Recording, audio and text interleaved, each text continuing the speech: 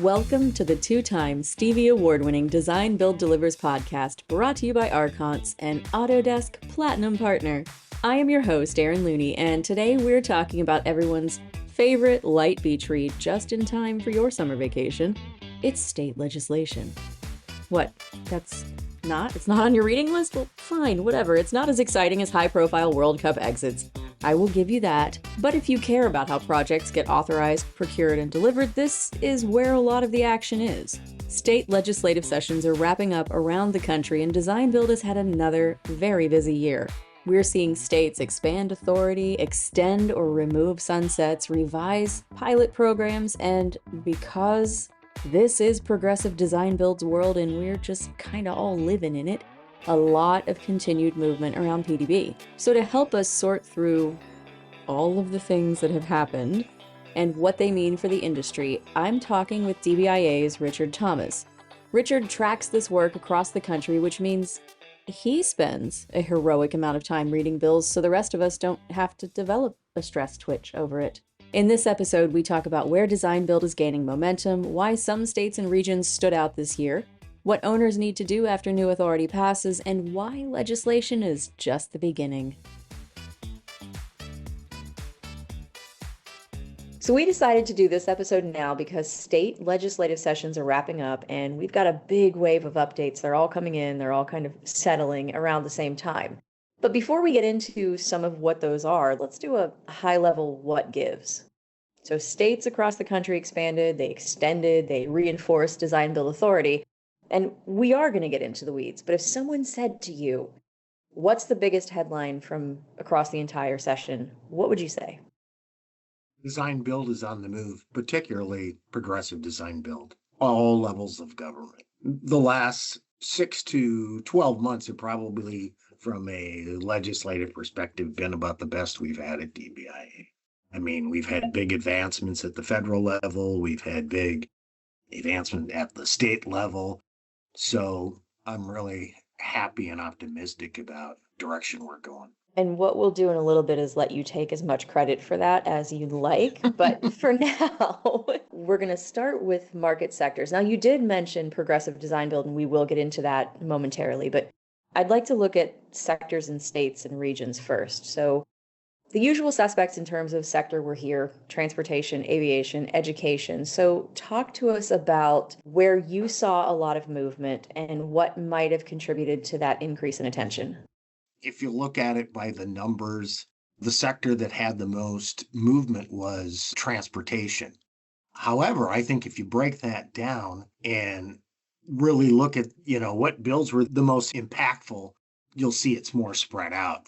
For example, by general sector breakdown, almost half of the bills that passed were transportation bills. But when you look at the bills that were the most impactful, for instance, out in Missouri, where they're getting Progressive Design Build authority, that's for all sectors. I'm guessing we're going to probably see more buildings and water projects come out of that than road projects. Out in California, where they're also dealing with the elimination of a sunset. That too, because the DOT has their own authority, this is going to affect local governments a lot more in most of their projects. Although California is an exception, they do a lot of local design build transportation projects. Also, too, if you look back, the big infrastructure bill that was passed at the federal level, that money is still being spent. That was the biggest infusion of dollars for water projects. So local governments, now they have that money, they're starting to put those projects out. That's why you're seeing an increase in bills too. We actually, on the Design Build Delivers blog, just put out a quick piece on some of the award-winning wastewater projects from last year. And we talked a bit about infrastructure needs because things age and they stop working in the environment they're in, even though they might have been perfectly functional when they started. So it's interesting that you bring that up about water and wastewater. But let's move now to regions. We saw significant movement in a handful of DBIA's 14 regions. Give us a little inside baseball on which of those regions, which is a word I'm going to try not to say again in one sentence, stood out and what might be contributing to that movement in those regions. I did it, I'm sorry. The regions that had the most legislation would have been Mid-America, Great Lakes, Although the state that had the most bills was Illinois. Western Pacific, we generally have a lot of bills in California. But Ohio Valley, we had bills both in West Virginia, Ohio, and Kentucky. We're seeing design build legislation pop up in regions where historically we haven't seen it so much. And a lot of these bills too were related to sunsets and pilot programs. So that's part of the reason too why you see it so scattered. You mentioned Illinois, which we will talk about specifically in just a minute, but first, you also mentioned Missouri, California, a couple other states that had significant design build activity in the session. Those would be the Western Pacific and Mid-America regions that, again, you've already mentioned. So let's dive into that. Man, I hate that phrase. Let's dig into that a little bit more. What happens there in those regions could influence national momentum, some of these newer areas that you're mentioning? So what would you say that the activity in Western Pacific and Mid-America, what would that possibly tell us nationally? A few things. One, I would say it shows that both of these regions have not taken their foot off the gas pedal. They've, over the last 5 years, they've passed significant legislation, and some regions might have said, hey, that was a good win. We're content with that. But each year they've been coming back and either refining the legislation that they have or expanding it. In both states, California and Missouri, there's some similarities in that both of those states had sunsets on their programs. And both of those states have been working for years to get rid of that. Mid-America region was successful in eliminating their sunset in Missouri last year. But the one thing they wanted to do was to get progressive authority too. And they didn't want to try to do two things at once last year because, the more moving parts you have, the greater uncertainty you have at the legislature. So I think that was a prudent thing to do. And then they came back and they pushed it through. And in California, they're getting close to the finish line. Their bill that they have that would eliminate the sunset is getting close to passage. I think also what you're seeing in both of those states, both Missouri and in California, you have pretty mature programs. They've really done a good job of reaching out to local officials, both at the state and local level. I know they even serving on their boards, things like that. So I think having those relationships with those public officials has really built a lot of trust. And also in both of those states, you're seeing the trend. They're leaders in progressive. Both those regions, they've been aggressive about trying to get full design build authority. So I think what it really shows is that if you have a sustained focus and effort in your advocacy, that you can make that incremental growth. And so let's now talk about the great state of Illinois. It's come up a couple times in today's conversation. What's going on there and what makes Illinois such an important state to watch? There's no state that I've lost more sleep over than Illinois. Well, we get a lot of volume. We're going to have probably 20 to 30 bills every year that maybe aren't directly affect design build, but are in the same part of the code. So you have to be very vigilant with that. The challenge we had in Illinois this year was the Design Build Procurement Act was set to expire January 1st of 2027. So while that wouldn't affect, like, for instance, the DOT, that would be a huge impact on the building sector in the state. So it was imperative that we get that extended or eliminated. And there were some bills to eliminate it. There were bills to extend it. And at the same time, we were also trying to expand design build authority for water. We got half a loaf. It went down to the wire. We did get the Design Build Procurement Act extended to 2030. The progressive design build portion was extended to 2028. But we came up short on the water side. And that would be Senate Bill 3381. It was successful in getting through the Senate, but it didn't get a vote in the House. And needless to say, we have unfinished business in Illinois next year. If Illinois doesn't shape up, you're going to lose a lot more sleep, and nobody wants unslept Richard. No one wants crabtastic. So now from way up high, talking about geography and sectors, to some more specific issues, these are things that we've hit on already, but we're going to focus a little more. So, in a surprise to absolutely no one in the industry, progressive design build was a hot topic again. From your conversations that you've had with lawmakers, advocates, our members, why is progressive design build still the thing that never ends? Legislation for progressive, it's being done very piecemeal. The federal government, we are seeing a pretty broad effort to broaden its use, particularly on the military side with MILCON. But at the state level, what we're seeing is, for the most part, those states that have pretty mature programs, they've been probably more proactive in taking the first jump in the pool. I think what we're seeing, though, is, different states are doing it for different reasons. I know at the federal level, and particularly in the DOTs, a lot of the big thing is faster procurement. If you have a project that's creating congestion, you want to get that project done. If it's military, you want to get those projects done as quickly as possible. Also, I think particularly on the bigger projects, folks are looking for better risk mitigation. I think that more owners have realized now that having early design builder involvement has really improved the cost management and the transparency. These days transparency is a benefit all of its own. So it's interesting, where states where you're seeing a lot of development, where there's a lot of growth, I think there's a lot of advantages for having that. And I think projects where there's more technical solutions, your more complicated projects. I mean, the military, they've said straight out, our bigger, more complicated projects, we're going to be looking at progressive. Those more traditional projects, we're going to be looking to build the budget. I think that folks now just see it as more of a viable option, and I think the legislation is starting to reflect that. The Design Build Delivers podcast is brought to you by Archons, your technology optimization partner, helping design build teams streamline workflows with Autodesk solutions, expert support, and real-world training. Ready to work smarter and faster?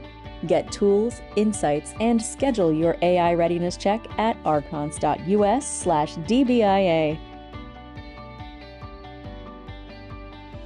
So another thing that's popular every session are these sunsets you've mentioned periodically here. And for anyone who wants to drill down on sunsets, we've got a lot of other articles and other episodes that can get into what that is.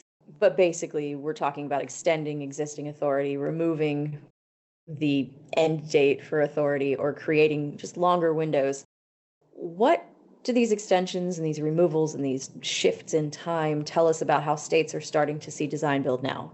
Every time I see the removal or legislation to remove a sunset, it's telling me, it demonstrates that design build it's the norm.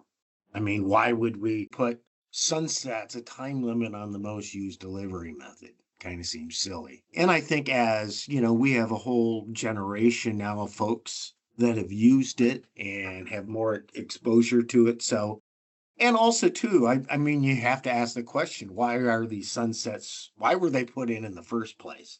It's generally for political reasons. It's not anything to benefit the project or the system. So we have covered a lot of activity. We've covered a lot of information. Fortunately, there are people here at DBIA and across the industry who do the managing and the shaping and just surviving all this intersecting chaos. So for our listeners who are going, what are you talking about? The good news is people like you are working to direct the traffic so teams can focus on delivery. Specifically, as I mentioned we've got Eden, our communications and advocacy associate, keeping your life a little bit cleaner. And our regions team, hustling during legislative sessions. You're all just moving everywhere. So pinning any of you down is an exercise in futility.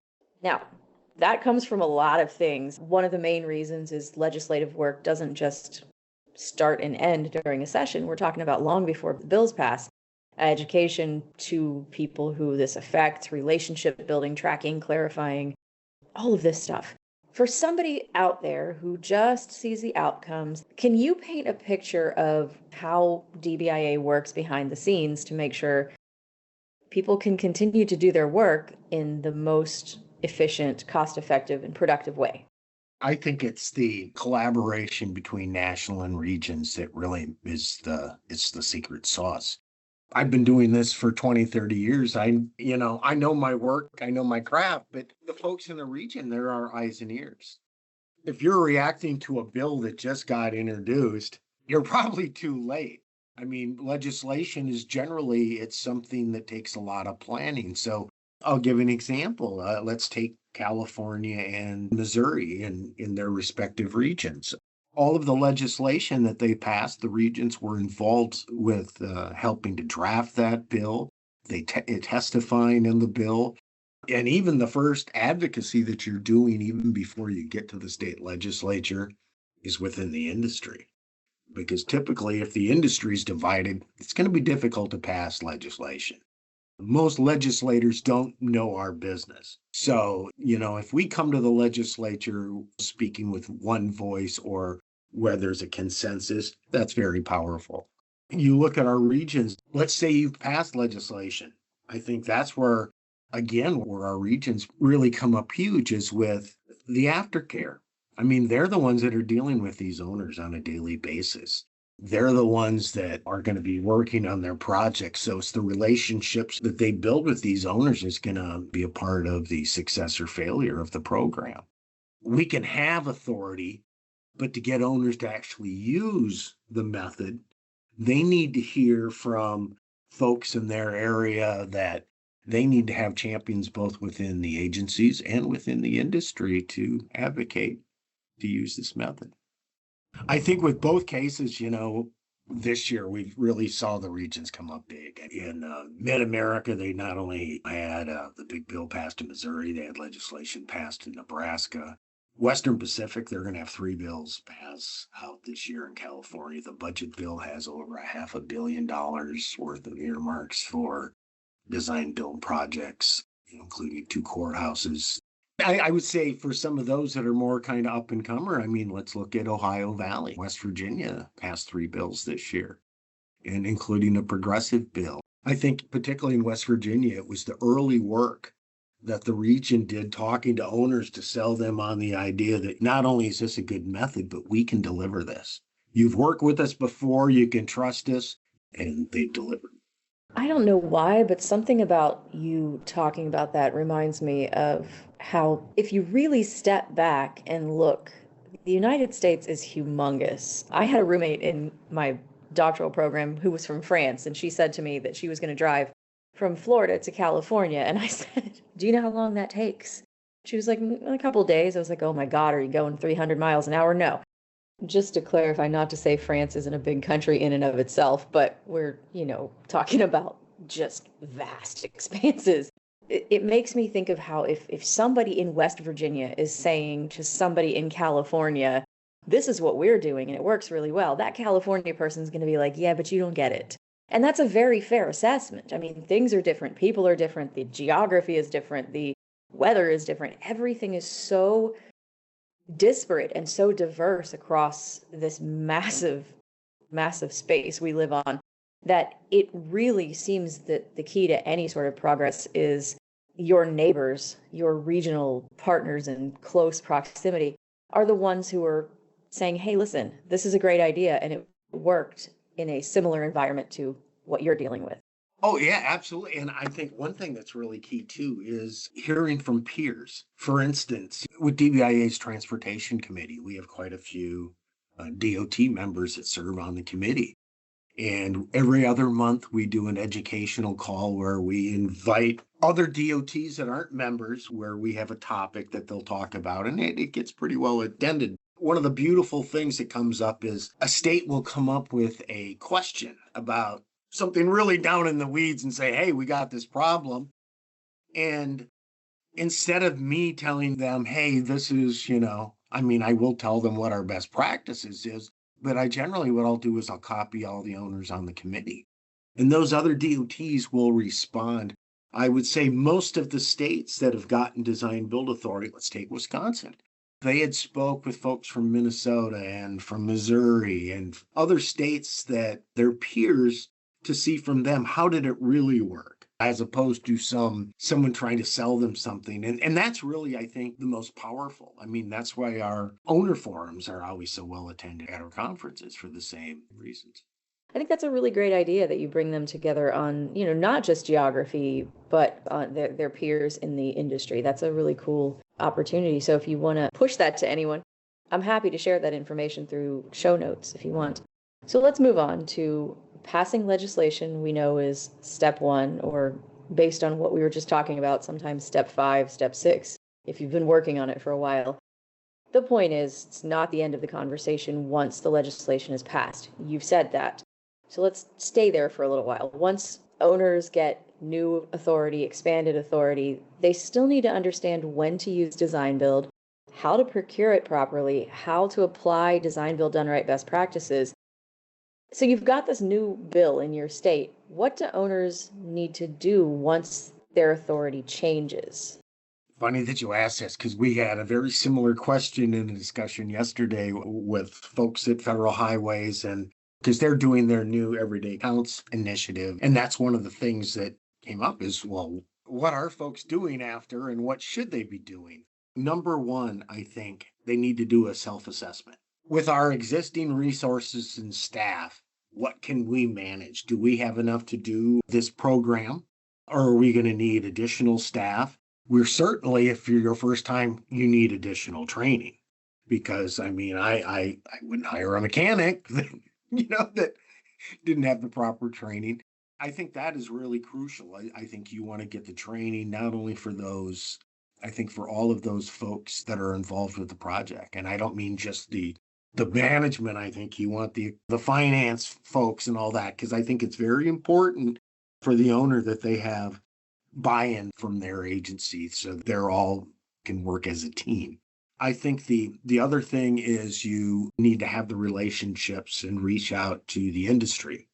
Then, okay, we have this new authority that you're going to be doing, you're going to be working on these projects. So I think it's important that you work with them so you craft it, because once you have the legislation, you still have rules and other processes that you have to go through.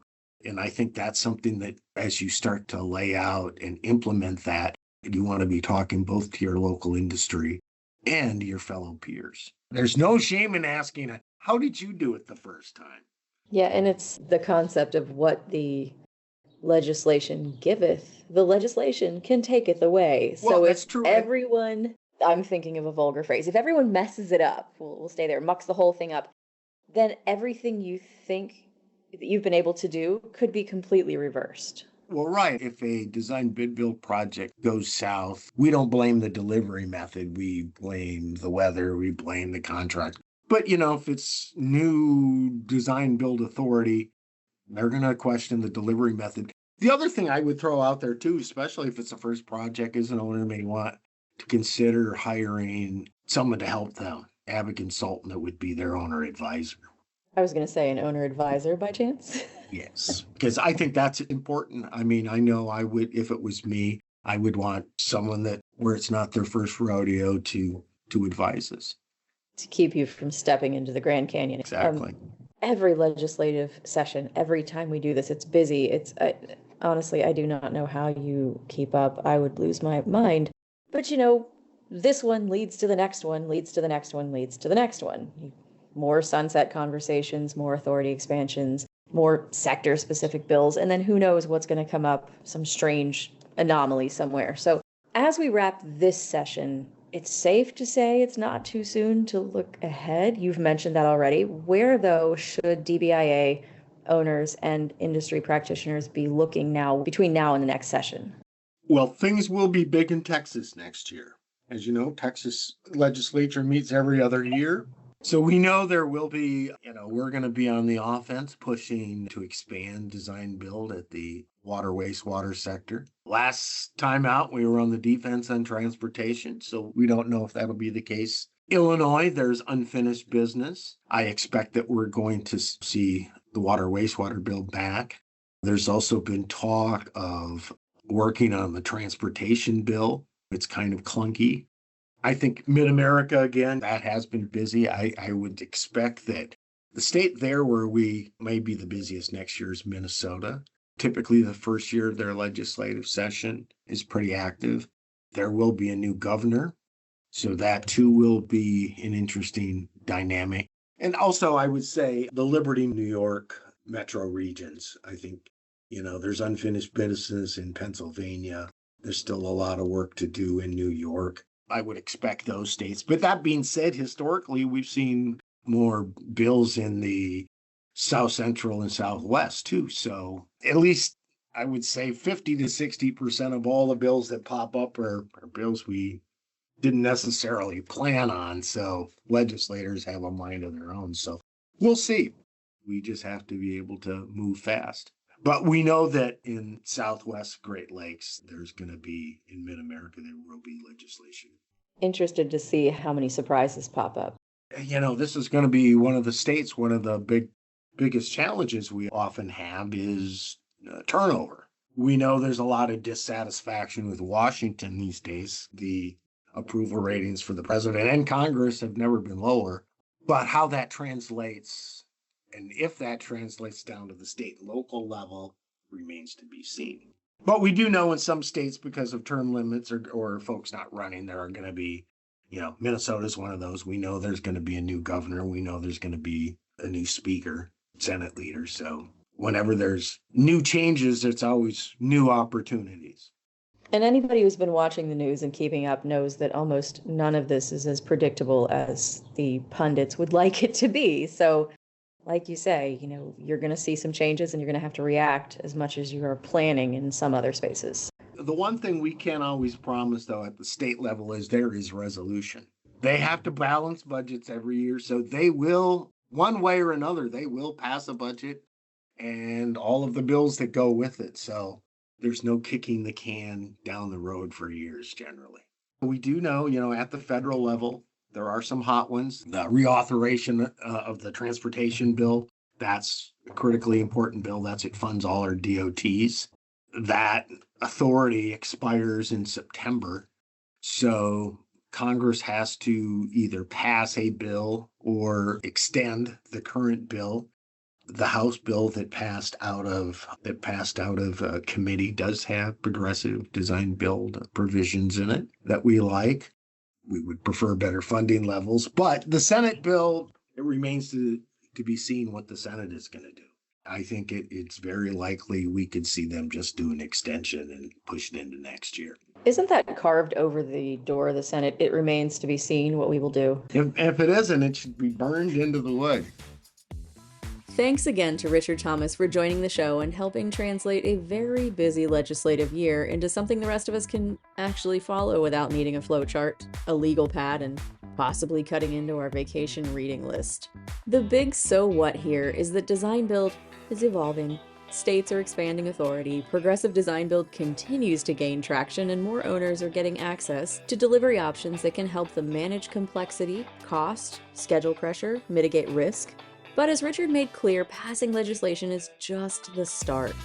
New authority only matters if owners are prepared to use it well. That means training, internal alignment, industry engagement, and a real commitment to design build done right. You can find related resources, legislative updates, and links in the show notes and at dbia.org. And if you like this episode, subscribe wherever you listen to podcasts, share it with someone who also spends way too much time thinking about procurement authority, and join us next time. Thanks as always to Archons for supporting the Design Build Delivers podcast. Learn more at archons.us/DBIA.